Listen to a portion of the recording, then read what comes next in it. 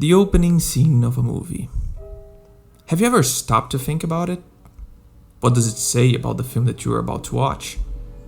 I've been thinking about the first video to start this channel, and in a strange way, I kept coming back to the idea of opening scenes. I mean, fitting, right?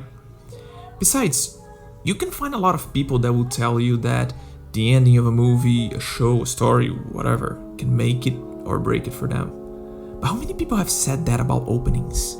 It also helps that, as the name suggests, the movie's just starting, so if an opening is bad, you're more willing to suck it up and, give it a 10-20 minutes to see if it gets better, And yet, we never stop to think how a good opening can do wonders for your movie.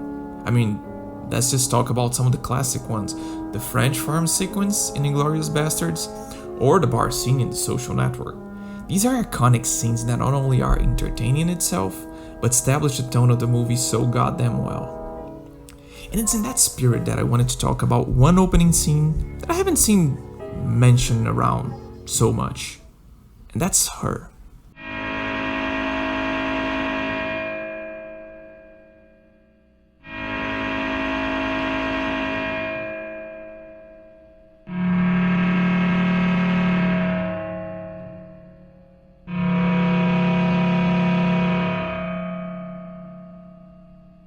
Her is a 2013 film by Spike Jonze that tells a story about a lonely man that finds a relationship with an AI.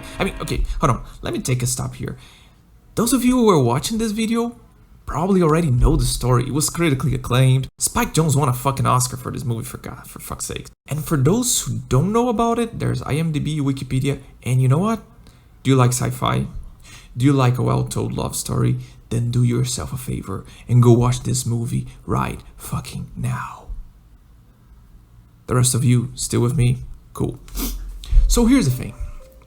What I'm about to tell you is not my words. This is something that I heard from a film teacher of mine. Back in 2015, I was about to finish law school and I was at a crossroads of whether I'd follow my dream of studying film or not. And to go to film school would be expensive. There was the whole idea of moving to another country, studying in LA, yada yada. So I had this one idea to take a summer program in filmmaking back in my country. So I did. And during one of those classes, we were being taught directing. Our teacher was a really cool guy. The day was about to end. And he pulls a copy of Her and tells us this movie had the most masterful opening he's ever seen in film. Once again, I'm very grateful for his lesson. It stayed with me throughout all these years, and I feel like it would be cool to pass it along. Without further ado, these were his words. When the movie begins, we get our title card right there, small sample of the score, and then we immediately cut to Joaquin Phoenix's face. And it doesn't take long before he starts writing a letter to someone. It's simple, but it already has a lot. The warm and lush cinematography, the beautiful words, the little smile that he does as he continues to narrate his letter. Everything in this setup is made to evoke a very obvious and specific feeling on the audience. It's warm, inviting, it's like a love story. And then he says this. You make me feel like the girl I was when you first turned on the lights and woke me up. So now you're like, okay, what is going on? Is he a woman? Is he passing by a woman? And it's as the scene goes on that you realize, oh, he's not writing a letter for his loved one, but doing it for someone else. And again, it's the little things, and another example of how great of an actor Joaquin Phoenix is. As he prints the letter, his warm smile is not there anymore. He even releases a small sigh as he stares at the letter. The one you release when, you're working at a cubicle of a big company, which, again, as the scene goes on, that's what we get. You realize that that's a business, maybe even more than a business. That's their world. And with these small revelations, you might not have the plot, but you slowly start to understand tone and character, which honestly, for a movie like this, is such a bigger feat to achieve. And none is bigger than the cut that happens right after we see the entirety of The Office. This one. This moment right here, ladies and gentlemen, finishes telling us all that we need to know about our main character. The film has spent the last 2 minutes selling us on a fantasy, and little by little, it starts to peel it off And the final strike, it takes away all the color from the frame.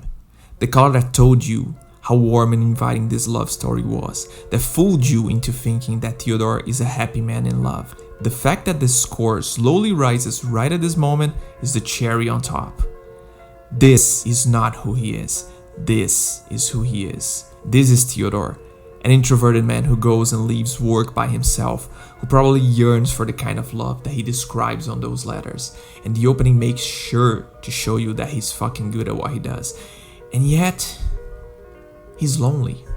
And there's no dialogue of him talking about how lonely he is, how he's sad that he doesn't have a love to call his own, none of that.